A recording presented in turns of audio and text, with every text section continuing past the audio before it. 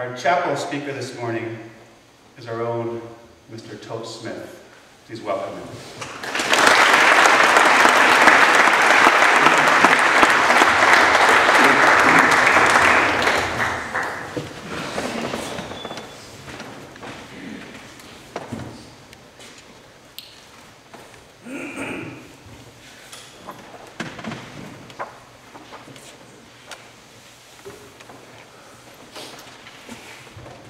Good morning. I once was lost, and now I'm found. Both Reverend Lewis and Mr. Simmons have investigated this refrain as unfolded in the life of John Newton, the slave ship captain turned minister who authored Amazing Grace. I will take a slightly different approach to the same theme this morning. My talk is dedicated to those things that we lose and have lost in our lives, and the challenge we face in finding them again. I lose things all the time. Pens. I lose pens all the time. I just can't seem to hold on to the red pens. I also have a hard time holding on to my sunglasses, my umbrellas. Somewhere out there, there's an enormous pile of accessories with my name on them. My wallet, too, goes missing from time to time. And more than a few times, I thought it was stolen. We lose things when we don't use them. Because you use pens, sunglasses, umbrellas, hats, intermittently, you pick them up and you put them down, and you lose them. Yet I never lose a tie, or a belt, or my dog. So here's my burning question. What's up with the lost field? How do you lose a field? It doesn't go anywhere. And yet when we talk of it, or when you run to it, or back from it, I wonder how many of you have wondered, or better yet asked, how the lost field got its name. If you're clever, you're assuming that it once was lost. And if so, how was it lost? Who put that field out there in the woods? Some quick Salisbury history. Your former headmaster, Peter Sipple, organized and edited the writing of Salisbury School's history from 1901 to 1985.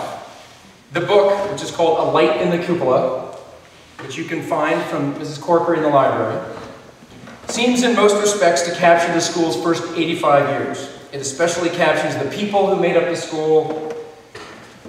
It discusses the buildings, the athletics, the cabins, and the curriculum. A Light in the Cupola, however, did not shed any light whatsoever on the lost field, its reason for being, its loss, or its salvation. So I'd like to share what I discovered in the past couple weeks. Unfortunately, like so many interesting stories, the story of the lost field has to some extent been lost itself, with the passing of a generation of Salisbury leaders just in the last few months, including Jim Bates, class of '48, and Carl Williams. But I was able, through Mr. Summers in the Cage, to track down in Millerton, New York, Mr. Dick Deneen. He was the superintendent of Salisbury School in the 60s, 70s, and 80s, and was directly involved, led by Jim Bates and others, in the process of finding and restoring the lost field, and also in giving it its name.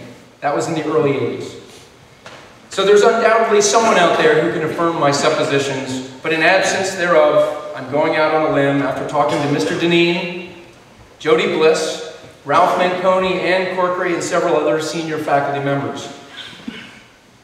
The lost field was presumably leveled and created in the teens and the 20s, when most of this land around here was actually relatively open land, with the trees all having been used up and consumed for charcoal. Salisbury had grown rapidly in the first 30 years to nearly about 100 boys by 1930. And athletics have always been an important part of what we do. They needed the playing space, so they made a little field.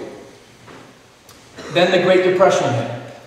In the 1930s, enrollment declined precipitously. Reading from a chapter in A Light in the Cupola written by Henry Applington II, class of 1935. The fall was, as always, glorious in Connecticut, but we could not overlook the fact that Sarum was deeply affected. For several years, classmates and friends had failed to return. Some had gone to other schools, but others found that boarding schools represented a luxury simply beyond their means. The $1,500 tuition was just not there. One by one, the dorms in the main building closed, and the tables in the dining room became fewer. When I first came to the Hilltop in 1930, there were 100+ boys, the rector's idea of the school's optimal size. In 1931, 30 boys played on the intermediate football team, and 40 participated in rowing. By the fall of 1934, there were only 34 boys in the school, and they were comfortably accommodated on the 3 floors of Payson. Given this reduction, the faculty too diminished. And this is what's so poignant for me. It was a difficult time for all boarding schools, and especially so for small ones like Sarum. For some, it had been disastrous. While we realized what was happening, it had been so gradual, and we were so involved in the routine of our daily lives that recognition was mainly intellectual. It had nothing to do with us. So I'm assuming, and I think I'm right, that the lost field was lost at this time. It makes sense. It wasn't needed or used. With only 30 or so students, the number of students, the first 3 pews right here, that's it. That's Salisbury School in 1934. That's it. 30 students. We wouldn't have needed the lost field. Just like other gradual changes, the field was undoubtedly lost very slowly. Someone probably decided to let the summer go without a mowing. Gas, labor, they were in short supply. Little saplings grew at the edges, and year after year after year, the forest probably slowly crept toward the middle of the field, crowding out the grass. Maintaining it was probably on somebody's list of things to do, but it never got quite to the top. And with nobody maintaining the field, the road leading out there had also become overgrown and disappeared. By the time the war, World War II, and prosperity returned to our country 15 years later, and the school returned to its former size, the field was no longer a field.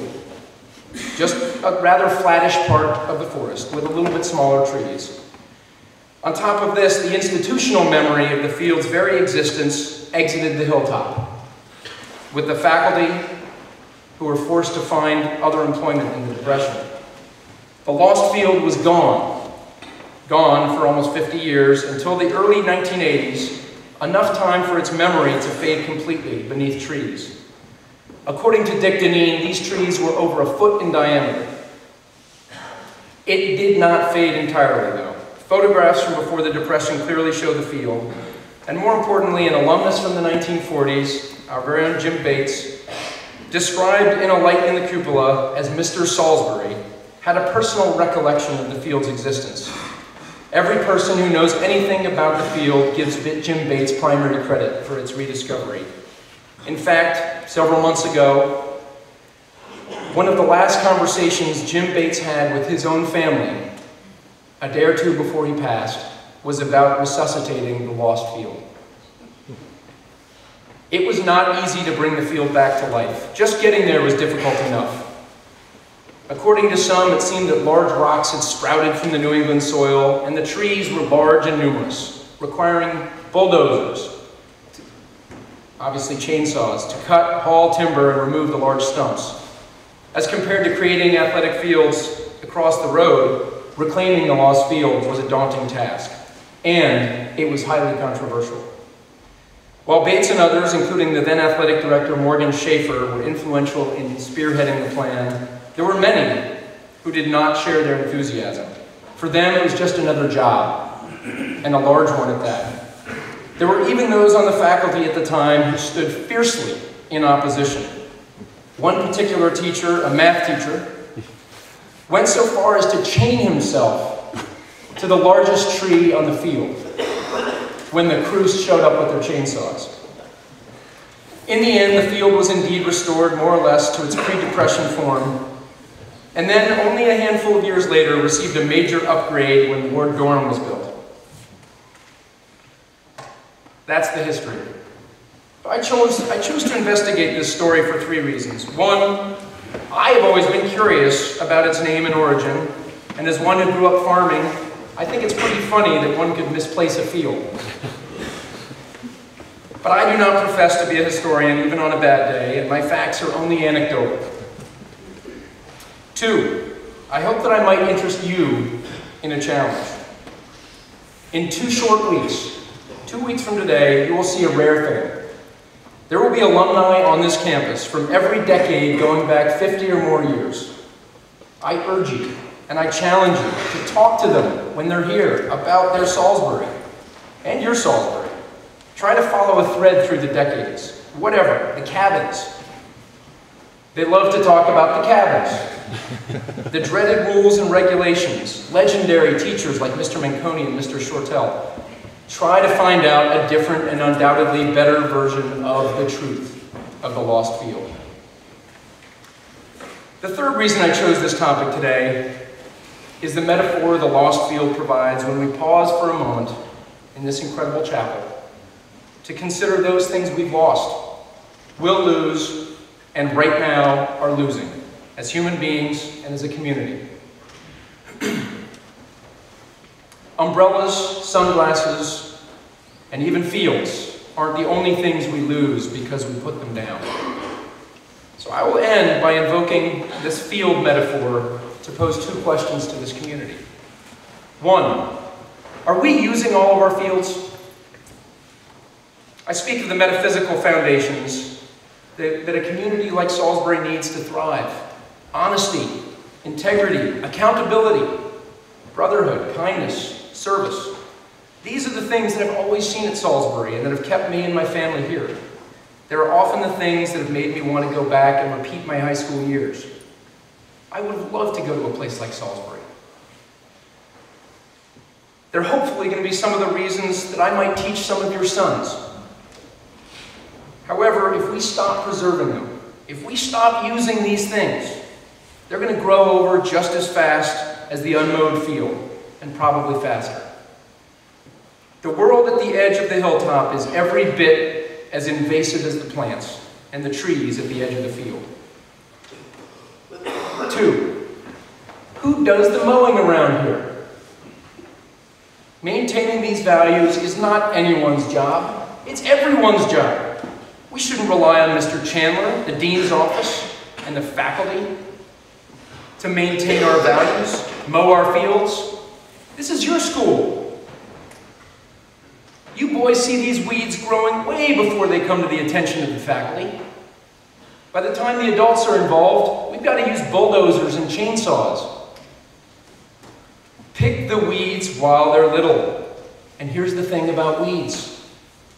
They don't like to grow where there's healthy grass. Only where there's a bulb patch. So don't just pick the weeds and leave the patch bare. Spread some seed of what you want to see grow here. We have a lot of very, very good seed around here. Let's get some in the ground while it's still moist. Thank you.